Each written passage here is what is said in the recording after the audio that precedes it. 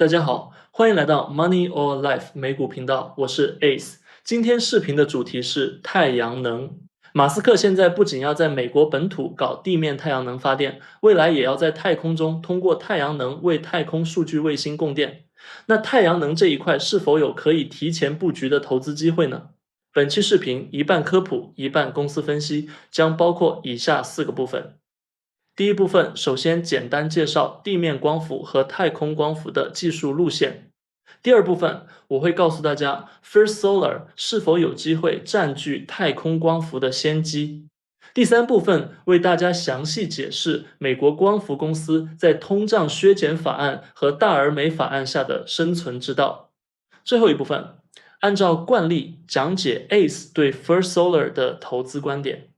好，现在进入视频第一部分，我们先了解一些最基本的光伏技术概念。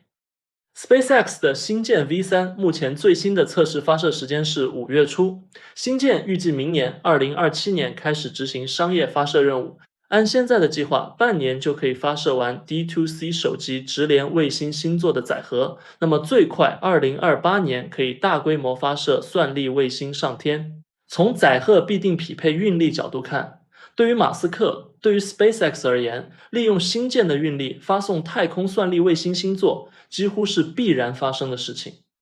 算力卫星任务的执行，在硬件上等于大型火箭加卫星平台加激光通信加太空专用芯片加光伏板加散热板。前4个基本不用操心。SpaceX 有星舰，有卫星平台，也有星舰通讯能力，而 NVIDIA 或者 xAI 自己大概率可以解决太空专用 GPU 的技术问题。剩下的难点就是太空光伏和散热。目前马斯克已经开始了地面和太空光伏的考察，地面光伏属于特斯拉负责，而太空光伏属于 SpaceX 负责。从投资的角度看，太空光伏值得研究一下，或许有一些企业可以受益于 SpaceX 太空算力卫星部署计划。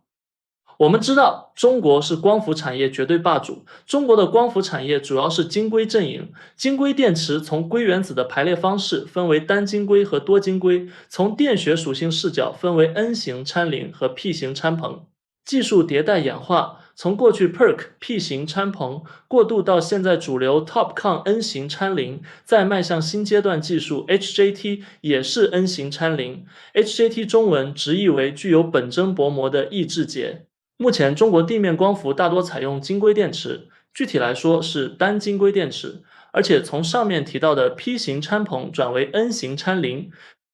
了解了地面，再来看太空。老一代太空光伏技术路线主要是 IMM 多节砷化镓，我们熟知的 RKLB 有这个技术能力。不过请注意 ，RKLB 也刚刚推出了晶硅电池。IMM 多节砷化镓效率高、耐辐射，但是很贵。而新一代太空光伏技术路线，目前由 SpaceX 的星链在实践中应用。星链早期使用前面提到过的地面光伏 PERC 技术，但是未来的算力卫星由于对电力的需求远远大于现在星链，所以必须要进行技术升级。目前已知的比较有可能的下一代太空光伏技术路线。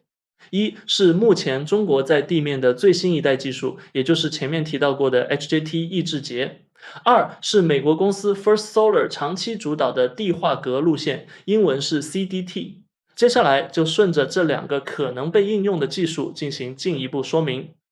首先来看钙钛矿。抑制节 Perovskite HJT， 这是通过在 HJT 电池上涂覆一层钙钛矿薄膜提升效率，也就是使用晶硅加薄膜的叠层结构。这个路线可以做得很薄且抗辐射，据说这是目前马斯克的 SpaceX 在考察的路线。然后是钙钛矿。地化革 Perovskite CDT， 前面的 HJT 本质上还是晶硅阵营的，离不开硅片，因为硅片大部分产能在中国，也就是说只要是需要晶硅就离不开中国。而地化革 CDTA 则是完全不需要硅片，它直接在玻璃上通过气象沉积，像喷漆一样喷出一层几微米厚的地化革。First Solar 公司是美国这一路线的代表公司，并且像现在正从单一低化镉转向钙钛矿低化镉叠层，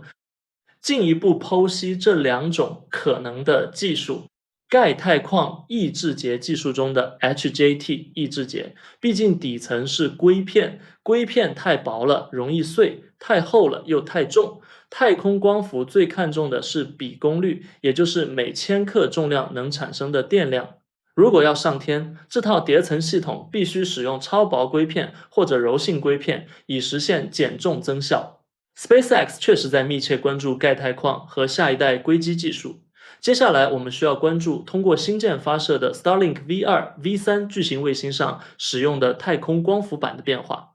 而另一项钙钛矿地化革技术中 ，First Solar 虽然是地化革的绝对霸主，但他们的商业模式是做地面电站的大型厚重的双层玻璃组件。太空用的薄膜电池必须喷涂在柔性薄膜基底上，也需要在地面光伏基础上进行技术创新。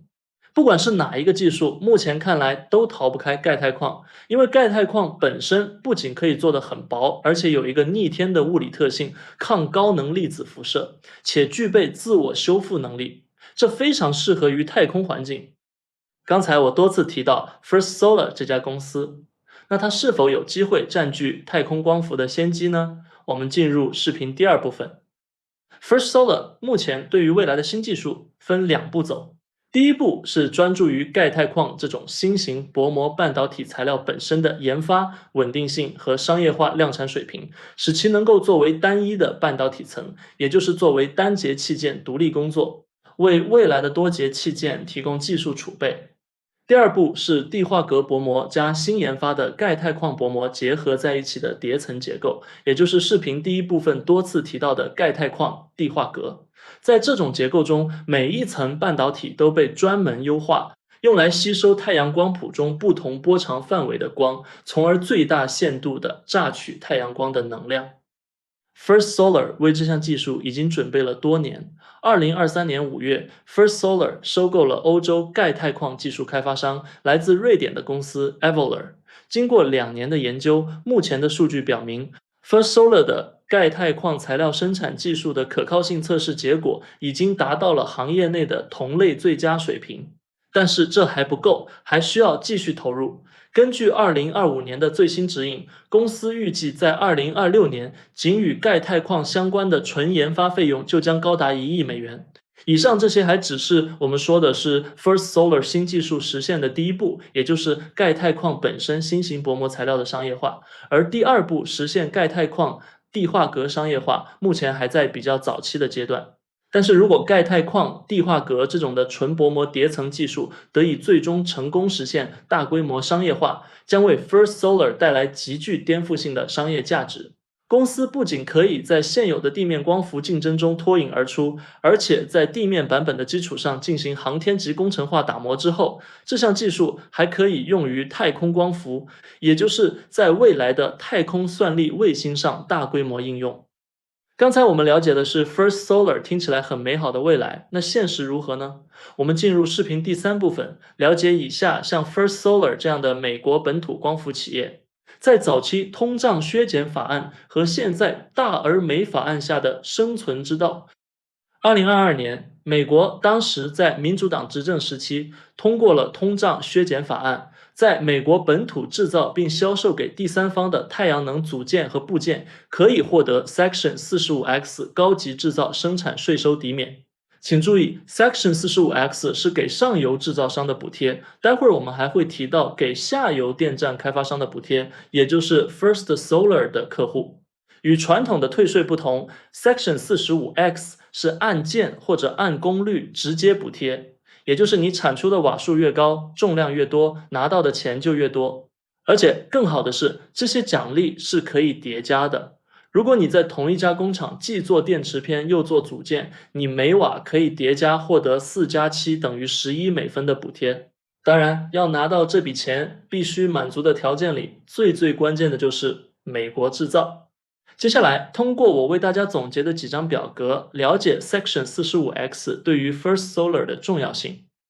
第一张表格展示的是2023年到2025年 First Solar 将从政府获得的不同批次的 Section 45X Tax Credits 转卖给比如 Visa 这样的第三方公司，将 Tax Credits 套现。折现套现的部分基本上就是白花花的现金。虽然套现需要折价，但是4%到5%的折价率还能接受，而且不愁买家。这说明 Section 45X 不仅对 First Solar 这样的企业慷慨，而且变现方式也很灵活。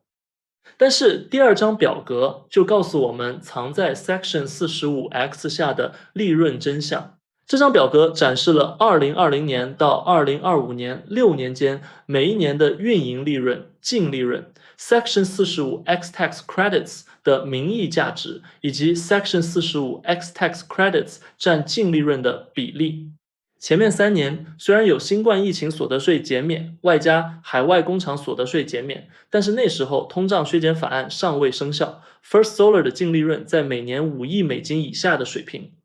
而2023年之后，净利润暴涨，从2023年的8.3亿到2024年的12.9亿，再到2025年的15.3亿。但是这3年间的净利润大部分都是 Section 45X Tax Credits 贡献的，说白了就是政府补助。特别是2025年，如果没有政府补助的16.1亿名义价值政府补助 ，First Solar 还是亏本的。所以这张表格如果没有最后2列，投资者就会被数字所欺骗。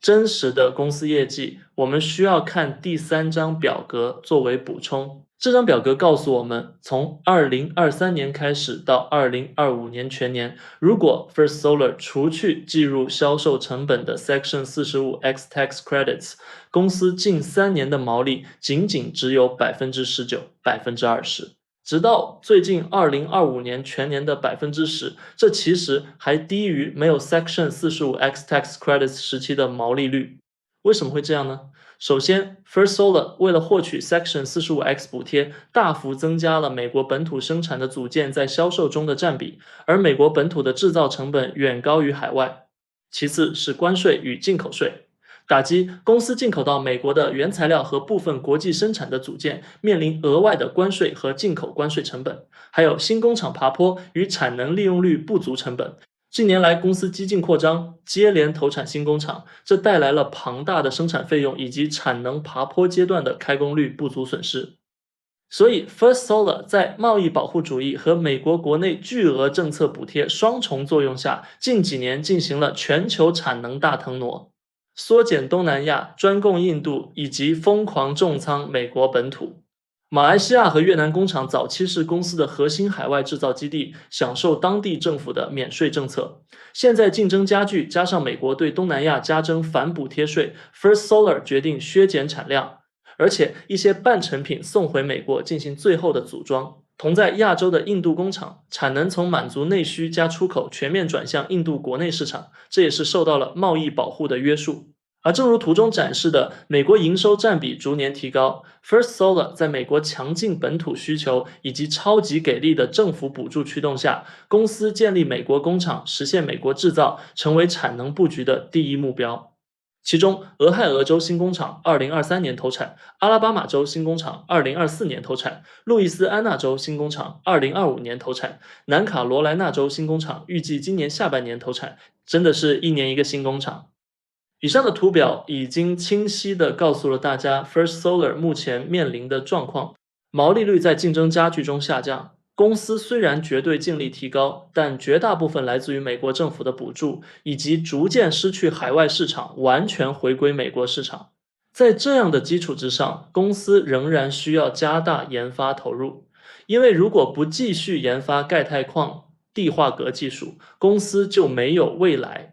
图中这条折线体现了公司不断加大研发费用，这也是公司除政府补助以外净利连续下降的原因之一。不过 First Solar 别无选择，不投入就等死。可是为什么有补助还如此绝望？因为政府的钱不是永远让你领的。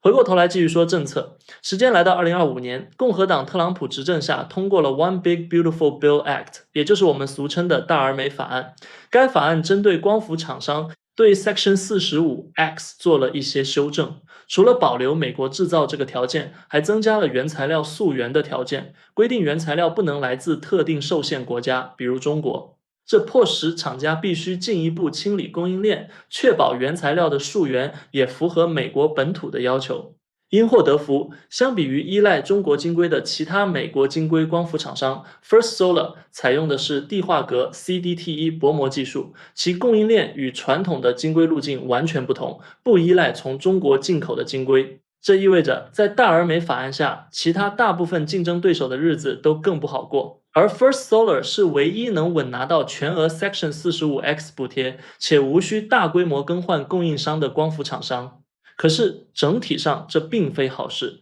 因为大而美法案对下游电站开发商的打击力度要大得多，这些都是 First Solar 的客户，客户没钱赚了 ，First Solar 日子怎会好过呢？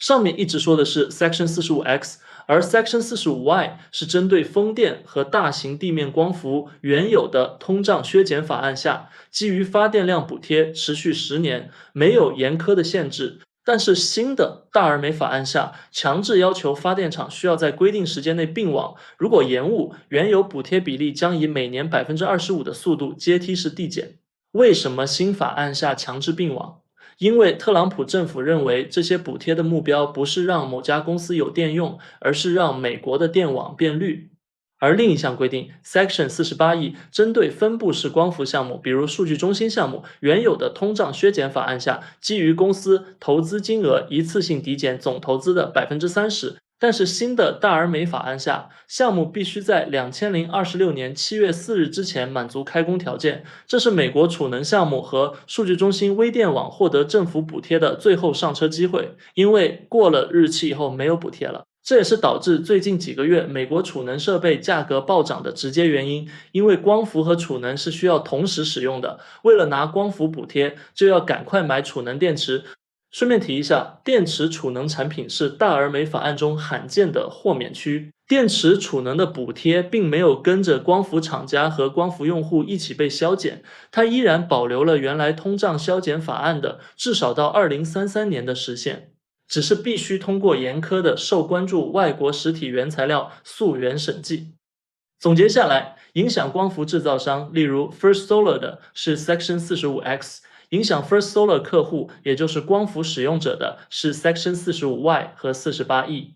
所以在这3类不同补贴从通胀削减法案向大而美法案转化时 ，First Solar 公司呈现出绝对盈利高但订单萎缩的现状。因为一方面上游制造业竞争对手被剔除 ，First Solar 少了竞争；另一方面，因为下游客户补贴窗口关闭或者获得补贴难度加大，再加上客户担心大而美法案之后的政策真空期下单变得极其谨慎，这些导致 First Solar 订单萎缩。我们看到图中最右边2026年2月的 backlog 50.6吉瓦，远小于1年多以前，也就是2024年底的68.5吉瓦 backlog。最后 Ace 告诉大家我对 First Solar 的投资观点。首先，美国本土光伏产业的需求会因为数据中心的兴起而持续增长，而 First Solar 是本土企业里面的佼佼者。其次，光伏产业受到美国政府政策影响特别大，从通胀削减法案到大而美法案 ，First Solar 整体上还是最大的获利者之一。结合这2点，我认为不用过于担心这家公司的基本面，比如不用过于担心补贴完全取消，公司的盈利直接变为0这样的极端情况。目前公司最近1年的市盈率从高点降低了不少，现在是13.75倍，处于1年的相对低点。但是也必须要意识到，这家公司最近几个季度都很难达到华尔街的要求。2025年4个季度，2次 EPS 不及预期，1次持平，仅有1次超过预期。这个行业要赚很多钱，要次次击败华尔街预期，在现有政策和竞争下，几乎不太可能。那公司是不是就不值得考虑呢？也不是。其实 First Solar 的股价和一个人有关，这个人不是公司高管，而是马斯克。马斯克高调宣布发展地面和太空光伏，给了 First Solar 一个很好的未来发展机会。如果公司能够在大而美法案生效时间内稳住目前地面光伏现有业务的盈利能力，而同时不断巩固未来太空光伏技术领先者的地位，那么 First Solar 确实存在不错的想象力。尽管现在大概率马斯克要发展自己的太空光伏技术，这个技术路线不一定和 First Solar 的钙钛矿地化镉路线相同，但是整个行业如果真的发展起来， First Solar 肯定能够从中受益。比如可能 SpaceX 的竞争对手会考虑采用 First Solar 的方案。本期视频就到这里，这期内容很硬核，感谢大家一路听到这里。最后留一个小小的彩蛋，本期视频除了一些表格是 Ace 自己制作的，大部分视频包括静止画面和动画呈现都是使用 Claude 制作，而音频则是 Minimax 基于我的完整文稿模仿 Ace 自己的声音制作。不知道大家觉得质量如何？欢迎在评论给我反馈。视频的最后，如果你认为我的分享对你投资美股有用，欢迎大家订阅 Money or Life 美股频道，也欢迎通过视频下方的 Patreon 链接加入我的会员社群。非常感谢大家，我们下期节目再见。